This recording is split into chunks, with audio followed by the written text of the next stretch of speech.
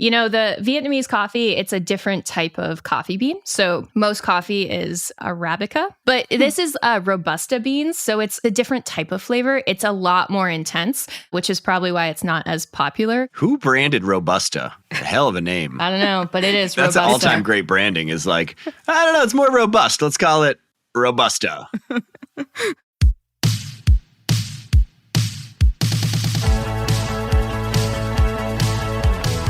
Hey everyone, and welcome to Another Bite, where we rewatch some of the most innovative and intriguing pitches from Shark Tank. I'm Jorie, and I'm joined by Jon. Hey everybody. And Ariel. Hi. In a previous episode, we went to Beantown. In this episode, we're talking bean juice. That's right, folks. While these magic beans don't come with a goose or a golden egg, they do block sleep receptors for approximately 5 hours. It's coffee. I'm talking about coffee. Today, we're talking about 3 products that aim to bring coffee to your day in a whole new way. But before all that delicious goodness, the one thing more inevitable than taxes, ads. You know it, we know it. Next year is creeping up quick. If you want to win inside your niche in 2024, you need tech that puts you in the pilot seat. The new HubSpot Sales Hub will help you close out the year strong and kickstart your success in 2024. Teams can collaborate on every inch of the customer journey and keep operations running smoothly with comprehensive prospecting workspace and powerful sales analytics tools that keep data connected across teams. And with over 1,400 integrations, there's a ton of ways to mix in new features. So finish out Q4 strong and gear up for the new year with HubSpot Sales Hub. Learn more at hubspot.com/sales. So first in the tank, we have Super Coffee. And Super Coffee comes to us from Jake, Jordan, and Jim. And they are asking for $500,000 for 4.5%, which shakes out to, we're just going to say $11 million. It's a lot of ones, and I am not caffeinated enough. So about $11 million. They want a crap ton of money. Yeah. They want so much money for like no revenue and no profit. And the problem that they're trying to solve is, pre-bottled coffee, trash. We need a healthy alternative with protein because athletes. So essentially, they are college athletes and they're looking for a healthy alternative to the things that you can pick up in the bookstore. And that has led to the new product Super Coffee, which is a healthy alternative to boost energy. So essentially, it's like pre-brewed coffee that's bottled with also protein sort of fortifying it. So it's got the dual benefits of waking you up and also like getting you swole. The original version was brewed in a dorm room, so keep that in mind. But they have since moved on, and it now comes in vanilla bean, maple hazelnut, and dark mocha. So thinking about our product, our pitch, what are our initial thoughts? I hate the idea of flavored coffees. I like just a good, plain, black brewed coffee. That's how I like my coffee. It pains me to say it, but I think they're onto something. I was looking into coffee trends and coffee data. So first of all, I mean, not surprising because this is a massive category, but there's an actual National Coffee Data Trends report. It's like the industry standard, the NCDT. Look at you. Official now. I got my hands on a copy of the NCDT, my friends. And let me tell you some fascinating stats. But first of all, did you know that 60% of Americans had a coffee in the past day, which is more than any other beverage, including tap water? I did not. But you know, the water thing checks out to my daily habits. I'm not surprised. Yes. Who's not drinking water? What are you drinking? Coffee. I'm so afraid for you. But the thing that really raised my attention was that there has been a huge growth in the coffee category from younger coffee drinkers, 18 to 35. And the growth in that category is not from drip coffee. It is from prepackaged coffee, single serve, in particular flavored cold. And that's kind of driving all the growth in the category right now. And so when I first saw this, I thought, blah, awful. Coffee's already super. I don't need something called Super Coffee. Now I think they might actually be onto something for where all the growth in the category is. And so if they can get their valuation right, I might be very interested in this business. I think the most unbelievable thing you said in all of that is that you drink your coffee black, honestly. How do you drink your coffee? What do you put in? I enjoy black coffee. It has to have creamer. It has to have some sugar. If it is like slightly darker than milk, it's probably where I need to drink it. It's too bitter for me. I'm at the Dunkin' Donuts drive-thru and I get an iced coffee, I'll get sugar and cream. Gotta do cream which and is called a sugar. regular in Boston. You just order a regular. It's cream and sugar. But they put honestly 8 or 9 tablespoons of sugar in. It's amazing. There's a whole layer at the bottom. It's great. Rocket fuel. Okay, if that's your Dunkin' order, what's yours, Ariel? So my Dunkin' order that I had today was just an iced coffee with 3 pumps of vanilla, and I just take it black usually. But if I'm in the mood for something extra special, I will go for a Java chip frappuccino or something a little bit coffee milkshake to go. Nice. I think you're right, Jon, because while I am personally not the buyer persona for something like this, this beverage, Super Coffee, it's selling. Mm-hmm. They've been in business 2 years as of this episode, and they already have $600,000 in lifetime sales. Now, the one thing that kind of started to break apart, though, because I was like, wow, that's successful, is their year to date, as of the episode, it was February, was $400,000, but they were projecting $2.5 million by the end of the year. And it's like, maybe I just don't understand unit economics, but there's something off with that. Yeah, I think the founders were just very excited by the potential distribution opportunities that they had. Jon, to your point, opening up the coffee industry is huge. There's a lot of upside to make a lot of money there. There's not much competition within the package space. But I think what it comes down to is anytime that you're marketing something that's healthier or that has an added nutritional benefit, taste is imperative. And I feel like that was the area that they kind of missed the mark, was around the taste. And I think the Sharks kind of caught on to that too. The taste killer felt around the world, and it was stevia. It's got stevia in it. Stevia's back, baby. No. Ruining pitches all day. You think about organic foods like Boom Chicka Pop or Annie's or even Health Aid, kombucha. It's all good for you, but taste good too. That was the one area I would have liked to see them say, hey, for our valuation, we're asking for this much money. We're going to use it for product innovation or making sure that we have a more expansive flavor profile as opposed to, hey, we want to use this for promotion and influence. Do you think that is 100% true that the flavor must be great? Or do you think people will trade flavor for health? Have you tried kombucha? Yeah, I love kombucha. When you're talking about the 18 to 35-year-old market, I think you do need to have a lower barrier of entry when it comes to taste to get into this category. If I'm 22 years old and I have $5 for coffee, if I'm going to spend that much money, I want to make sure that the taste is there too. But I don't know, Jon, would you go for it? I just wondered a little bit, if you look at some of the things that have taken off in coffee, bulletproof coffee became a big trend. And that was for a slightly older demographic, I think. I'll never forget the first time I came across bulletproof coffee. I was going out to breakfast with a potential employer when I was on the job market. And I sat down and this man was sitting across from me and he said, I hope you don't think this is weird. And then he picked up a big pat of butter and he just dropped it in his coffee. And it threw me off so much for the whole interview. I definitely left. It was I'm not working for that person. Definitely and I'm not taking this job. Definitely not. But I, at one point later, was oh, that's supposed to be bulletproof coffee. That's supposed to be good. And I tried it. It tasted horrible, the butter and the coffee thing.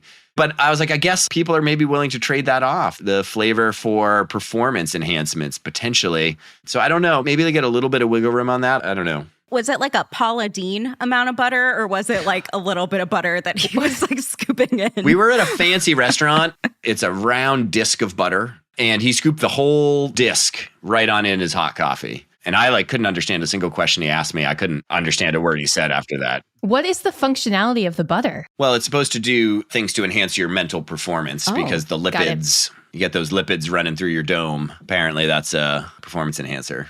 I tried it once and it tasted horrible. And I guess if this is the performance I'm stuck at the rest of my life, then that's just the way it is. What I couldn't tap down on was who this was for. Maybe it's just I'm not understanding the entire demographic of pre-bottled coffee drinkers, but their distribution, I think, was actually even more confusing to me. They had mentioned that one of the reasons their valuation was so high was because they were going to be in Whole Foods and Wegmans and Wawa and Target. But it seemed like their pricing structure, this was at the time retailing for $3.29. It was more towards the high end crowd. And while I could see something that expensive taking off at Whole Foods, where the typical pre-bottled drink is $4.99 to $7.99, so this is actually cheaper, I actually struggled to be who are you targeting at Target or Wegmans or Wawa? Wawa is a gas station. Yeah, it is a good question. And going through that retail distribution channel is actually going to hack into their margins even more. Their gross margin is only 43%. which includes no sales and marketing cost at that point. If they go all in on wholesale distribution, that's going to whack a ton more off the margin. And so they could be in a position where they're not going to have as much to spend in growing the brand, building the business. One of the things they'll have to do if they want to compete versus like a Starbucks who owns 90-something% of that ready-to-drink category is they're going to have to spend on marketing to break through on that. I'm not sure they'll have the money to do it. They were saying, hey, we're in all these stores, so our valuation should be high. And I kind of thought of it as the opposite, which is actually it's going to eat more of your margin away, which means your actual valuation versus the revenue you get is probably even lower. We talk about, proof of concept. So if they have been in stores, did they run it as a test? Did they pay like slotting fees? What kind of velocity or churn did they see based off of the shelf? Like, would have loved to hear more information or data around why they're justifying that valuation instead of, hey, we just got distribution here. Because a lot of brands and businesses, when they do get into a lot of these stores, it's not hard to negotiate having a test sell-in period, especially if you're offering fees up front to get your product on the shelf. But really, it's what happens afterwards. Do you stay in distribution? Are you more of an evergreen item that's on shelf as opposed to a seasonal or what's new or a rotating category? My question for both of you, though, with Super Coffee, do we feel like this is more of a category innovator or a category disruptor? So when you think about like category innovation, right, it's usually when you are adding on or making something of like an iterative process is something that already exists. So you're really focusing on tweaking a current experience in the market or the offering that you have. Whereas when you think about category disruptors, that's when brands are significantly challenging more of like your current norms. So when you think about like the Netflixes of the world, the Facebooks, the Metas, I feel like they were positioning themselves more as a disruptor when really they were more of an innovator in this instance. I don't know, Ariel. I would actually call them more of a category innovator. Like the pre-bottled coffee industry exists. They are innovating within that and saying, actually, you don't want Starbucks because it's full of sugar and ours is not full of sugar. And so by that, I feel like they're trying to position themselves within an existing category of like ready to drink coffees, as opposed to saying, hey, we want to bring some new coffee delivery mechanism into the world or something like that. So I don't know. I might call them more of a category innovator myself, but I see what you're saying on that point. I think that besides the fact that there's protein, which Rohan, who was the guest shark, was like, it's not different enough to really like make it your main value add. I feel like they were like trying to be a disruptor and an innovator, and they were really just like another bottled coffee drink that tastes kind of bad. But I do think that where they were potentially disrupting is aiming for potentially a younger market, because like their branding was really clean. I could see that definitely targeting the younger, like millennials, zillennial, Gen Z, where it's like, it's healthy and it's low cal. It seems like the real sticking point was not whether or not it was an innovator or disruptor. It was the taste. And even Barbara was like, I am so in love with you all as entrepreneurs. I am so in love with this idea of innovating the coffee space. But she was like, I'm scraping my tongue and trying to get this chalky taste out of my mouth. I keep drinking water and I keep tasting it. It sounded awful. So I do agree with you, Ariel. If you can't make it tasty, it's not going to succeed. No one's going to want to drink it, even if it is beneficial. Yeah. So ultimately, Barbara went out. I'm out. And so did every other shark. Unfortunately, Super Coffee walked away with no deal. Not surprised. I think a lot of the sharks thought this could be a very successful company, and they just couldn't come to an agreement with the entrepreneurs about what $1 invested into the company should be worth. The entrepreneurs were like, hey, you should value us very highly. The $1 you put into our company should be worth less because we're going to be huge. And an investor looks at it the exact opposite way, which is, no, I invest to help you get there, and therefore I should benefit in the upside. And so it was kind of an interesting rift that broke out between the entrepreneurs and the investors there, where the investors are like, you can't just say your valuation is super high because you are going to grow revenue super fast in the future.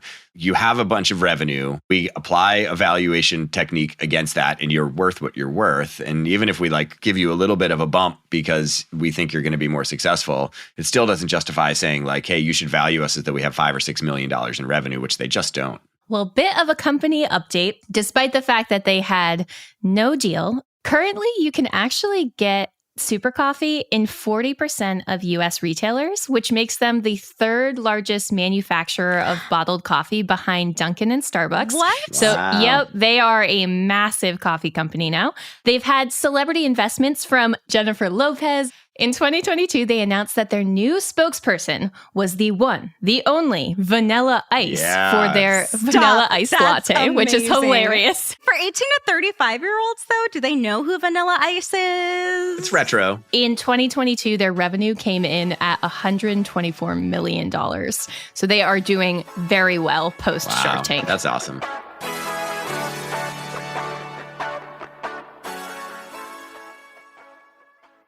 Okay, well, I have a rapid fire pop quiz before we move on to the next segment because we all love coffee here. So answer the first thing that comes to mind. Which country is the world's largest coffee producer? Guatemala. Colombia? It is Brazil. Oh. 0 for 1. Wow. Okay. Which country consumes the most coffee? So the most coffee per person. Oh.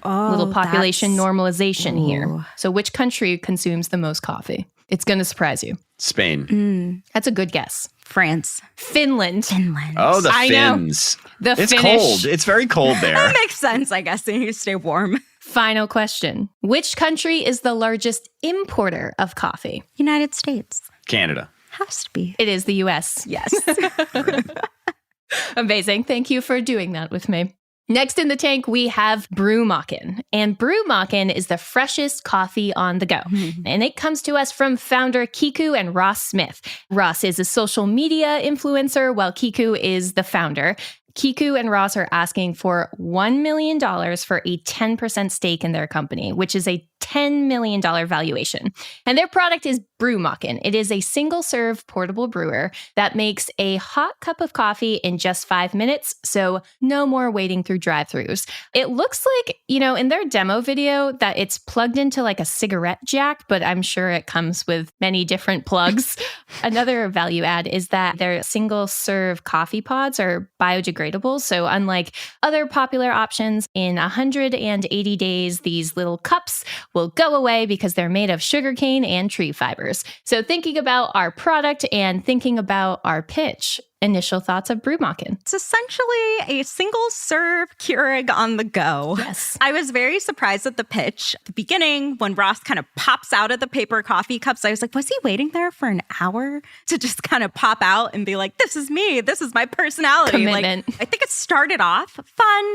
It started off very playful, very engaging. But then I just felt like the pitch started going a little bit downhill as the sharks were asking a little bit more questions. Found myself a little confused between Ross versus Kiku in terms of who was answering questions, what the influencer's involvement was. Why was Ross there? He runs marketing. Hashtag marketing, baby. Let's unpack that response, Ariel. Why is a social media influencer not the same as marketing department? Because there's so much more to marketing than just social media and just influencing. Just because you have a wide audience of followers doesn't necessarily make you a marketer. Same way as just because you have a Twitter doesn't mean you know how to effectively run a Twitter account. I stand by that. I'm really excited to talk about the trend and how to think about influencers being part of brands and launching products, because it is a very popular trend right now. You see a lot of it, and there have been huge hits and huge misses in that space. Right. And there's absolutely nothing wrong with having, an influencer to hype up a new product that you have going out into the market. But what I wish they would have won over is specifically, this is who our audience is. Here's how Ross effectively reaches this audience. I really wish that they drove a little deeper into the value that influencers have played to date for Brümachen. Yeah. The inclusion of this particular influencer seemed totally random. Yes. If you were trying to figure out who are the ideal influencers for the Brümachen, you would never select this guy who does videos with his grandma. Right. He would partner up with influencers who are out in nature, who are out car camping, doing a whole bunch of things like that where you can't get access to a coffee maker. Just because someone has an audience doesn't mean that they can successfully launch a brand and get their market to buy it. I was thinking about some of the biggest hits and the biggest misses. You look at a Mr. Beast, or you look at Kylie Jenner. Both of them have managed to turn their influence online into massive businesses for them. But then you see Beyonce launched Ivy Park, which is an athleisure line with Adidas, and it did not work. People love influencers because those influencers have some set of beliefs. They have some shared way of life, and people want to be part of that. There's a great book that actually just came out called For the Culture by Dr. Marcus Collins. He talks all about the power of culture in driving brand purpose. And this just felt so relevant to it because if you look at a Mr. Beast or a Kylie Jenner, the things that they're launching are like core to what their beliefs are. And people want to buy those brands because they want to align with those beliefs. This brand is a part of me. And if you participate with the brand, you will be a part of the things that I believe in. I feel like this social influencer kept going back to, I just got 100 million impressions last week alone. And it felt very like vanity metrics. Ariel, help me unpack that. Let's talk about vanity metrics. Vanity metrics are essentially metrics that you have that aren't necessarily indicative of your strategy and don't really tie into what the bottom line is from a performance perspective. So more often than not, vanity metrics is utilized within organic social media. What I think he was trying to get at was, look at how wide my reach is. Look at how big my audience is that I amassed. But when you really kind of break it down, 100 million impressions isn't necessarily a lot if you're leveraging paid spend behind those. There's a lot of hacks that you can do to maximize your reach or ensure that folks are watching your video views, where really on social, it is kind of like pay to play. So what I would have loved to kind of see him go into is, hey, I have my audience here. I have an ambassador code that I utilize, and I had X amount of customers that actually converted to this, or I actually drove this action or this result. Whereas 100 million impressions, it's like, okay, what does that actually do to your business? It doesn't really tell me anything. So that's just one of the challenges with influencers and social media, is always trying to find what is that tangible action or insight that you drove from all these efforts at the end of the day, because investors aren't going to care about your reach. Yeah. Mark Cuban probably has 500 million impressions on like the daily. Yeah, just because people are watching your cat videos doesn't mean they're buying your kitty litter. Exactly. You know? I think that they missed the mark, not only in terms of like where they're marketing, but also who they're marketing to, right? The big thing that the sharks were really concerned about is there's a lot of moving pieces. But I was thinking about who this actually solves for. You know who this solves for that is like they are not talking about is truck drivers. Because truck drivers cannot go into a drive-through. They need to stay mentally alert at all times. There's a huge population of truck drivers, and they could definitely make this their go-to coffee maker because they have the time to kind of pull over and start their coffee brew. This is the perfect market for them, and they just completely forgotten. I think they could have had something big here. I just would have loved to see some more persona research because I do think things like this could be really helpful, but it's for very specific markets. And tell you what, I once took a road trip with my uncle who's a truck driver, and this would have been perfect at the time. It's also really time costly for these folks to get off the road. Jorie, did you get in the cab? Did you like road trip in the cab? Oh, yeah, for a week. Oh, absolutely. Jorie. But, you know, it seems that Brümachen was struggling with targeting a little bit because once we start to dig past the 100 million impressions, you know, they've only sold 600 units, all via their Kickstarter. So they have $42,000 of Kickstarter lifetime sales. So their valuation, remember, was $10 million. And it's entirely based on Ross's social capital, which, again, we just kind of discussed doesn't necessarily align with their market. So a lot of the sharks' responses were very much like, the company hasn't done anything to really deserve this valuation. And I think it was interesting because even Kevin was like, you're going to walk away with nothing because you're being too greedy with this. Yeah. And I think honestly, even though some of the sharks were concerned with how complicated the device was, it was really just their like valuation and Ross being like, I'm worth 10 million, that made the sharks really hesitant to invest. Yep. They've sold $42,000 worth of coffee makers, and they wanted a $10 million valuation on like a 70% gross margin. That is a leap too far. So ultimately, the Brümachen got no offers. Womp womp. And they did walk away kind of a little miffed about it. I think if you watch the founder and Ross's, the social influencer's face, I think they were actually pretty shocked that the sharks were so no-go about it. Honestly, and I'm just going to come out there and say it, if Ross wasn't part of the pitch, he probably would have walked away with something. I think Ross's conflated ego of 100 million impressions and I'm worth this. Not so good. It just didn't hit well for our sharks there. Made 100 million bad impressions on you, Ariel? Yes, 100 million bad impressions. And the sharks.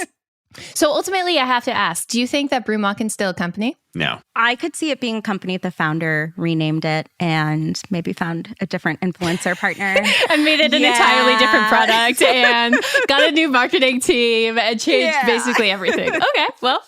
So information is thin about Brümachen. So Backers from their Kickstarter campaign have either not received their product, or those that have received it have only negative things to say. It's really difficult to find out what people really think. And I think they had mentioned in the pitch that some units or all units had been sent out, but it was kind of hard to verify that. So the product itself is so bad, the backers actually reported them to Kickstarter, and it's got a notorious slew of bad complaints against Brümachen, like on Kickstarter. The thing is, though, despite all that, the company still exists and you can find them online, but that's the only place that you can really buy it. It's still a company, but TBD on like actual numbers because, couldn't find them. Who knew? Exactly. Meh, it's fine. All right, you thought I was done. Another pop quiz for coffee. I'm going to need another sip of coffee here. This is the most jittery I've ever been on a podcast episode. I hope I'm holding it together. All right, so which coffee chain is the largest? Starbucks, Dunkin', or Costa? Largest in the US or largest like globally? Globally. Starbucks, yeah. It is Starbucks. They're so big. Yeah. They are huge. What percentage of Americans drink coffee every day, of which we are part of that percentage as we sip our coffee? 80%. 60%, according to the NDCT. Yes, I forgot. Jon has the stats on hand.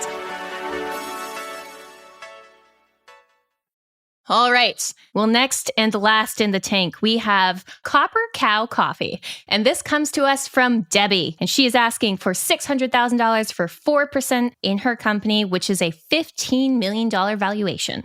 Copper Cow Coffee is a premium Vietnamese coffee paired with sweetened condensed milk. So essentially, this is a product that is trying to give you that coffee shop experience all at home. So it's a single-use pour-over in a biodegradable cone that use filters that are based on like a Japanese style of coffee to make it easier to do this if you don't have like the conical pour-over machine in your home. And the company boasts that it partners with the best farms in Vietnam to make sure that you're getting that premium grade Vietnamese coffee right in your home. And I have a spoiler because I bought some. Oh. Dun, dun, dun. Yeah. And I have a cup of it Jorie. right here. Wow. And I'm going to try it live on the pod. And it is good. Good? It is a good cup of joe. It's actually really good. I got the salted caramel kind. It's good. It's sweet. You know, the Vietnamese coffee, it's a different type of coffee bean. So most coffee is Arabica, but this is Robusta beans. So it's a different type of flavor. It's a lot more intense, which is probably why it's not as popular. Who branded Robusta? A hell of a name. I don't know, but it is That's Robusta. all-time great branding is like, I don't know, it's more robust. Let's call it Robusta. I would recommend the salted caramel Copper Cow coffee. Thinking about our pitch, though, and not how I just drank it.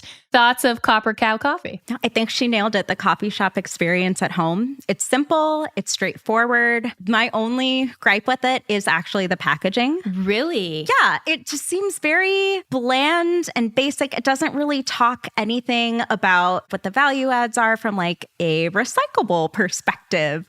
In the background of her pitch, she had this beautiful, just clean, bright colored background and a simple cup of coffee. And I was like, this would be beautiful to like translate onto the packaging or within some of the overall brand architecture that she's building out for this. I just felt like there was such a huge opportunity there to further develop that brand feel and style and tonality a bit more that I would love to see.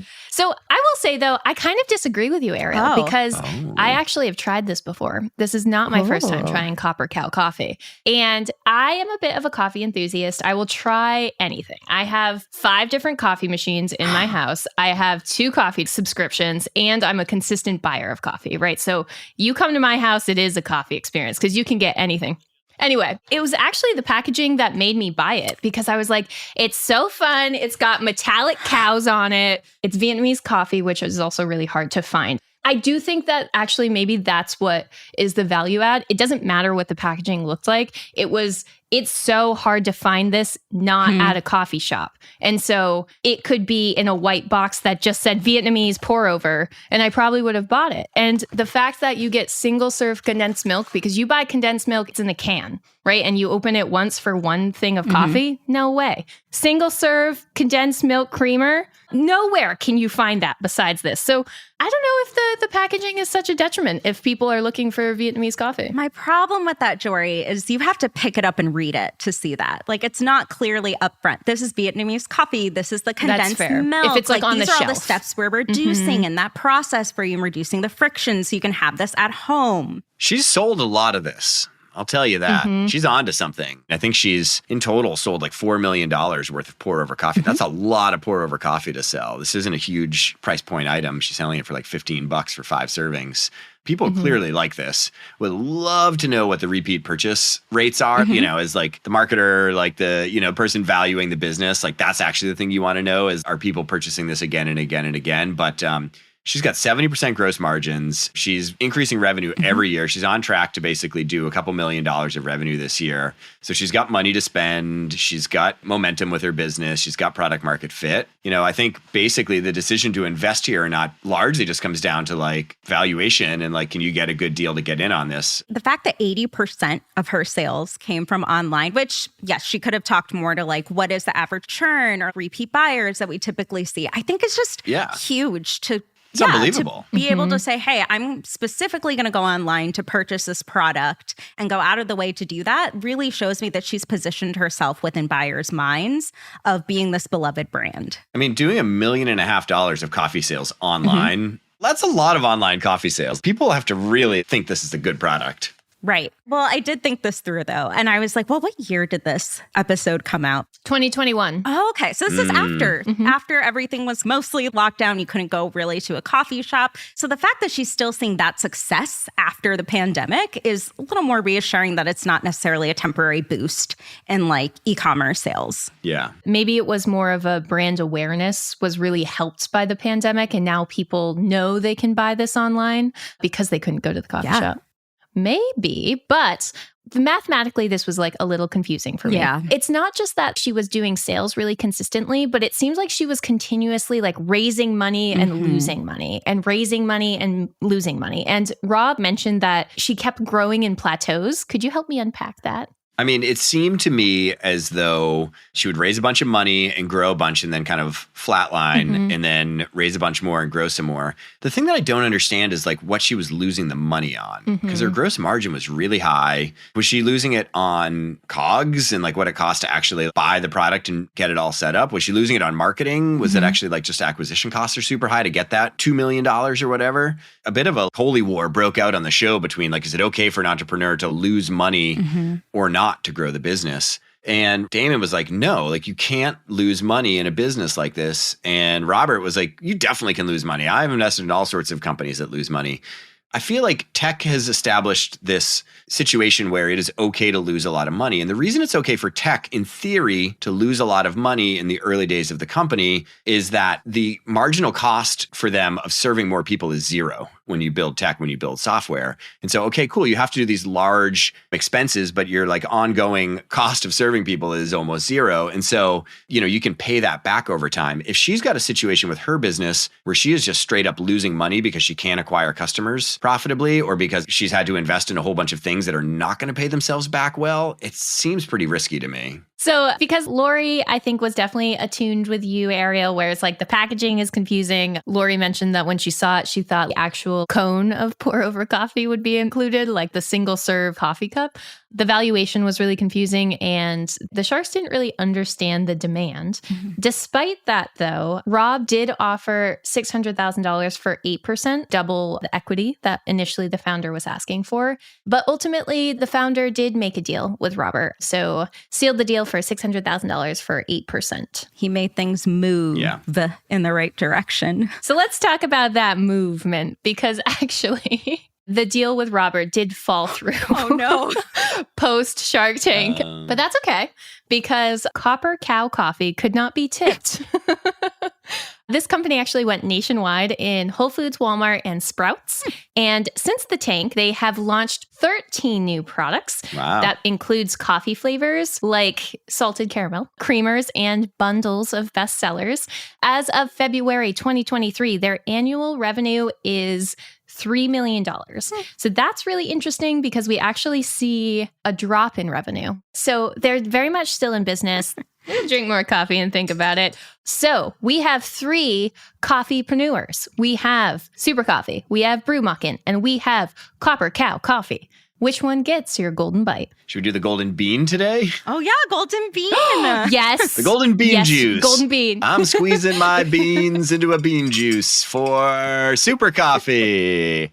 I don't know. I think it's really cool when young entrepreneurs stumble into a market trend that is in their favor and deliver a product against it. I hope they cleaned up their flavor. I should get one and try it. Seems like it's available everywhere. For me, I think I'm going to do Copper Cow coffee just because I really like the idea of having more of a, niche kind of coffee at home, and the fact that she did so well sales-wise. I have to agree, but I'm totally biased because I'm drinking a Copper Cow coffee. You have to choose that. Yeah. Can you imagine if I was like sipping my Copper Cow as like Brümachen? Brümachen. Yeah, right. I don't know. I'm just like sold on this is like a trucker tool set that needs to be unlocked. Anywho, AeroPress, also great. Complicated coffee makers, love them. But yes, Copper Cow coffee, that gets my golden bite.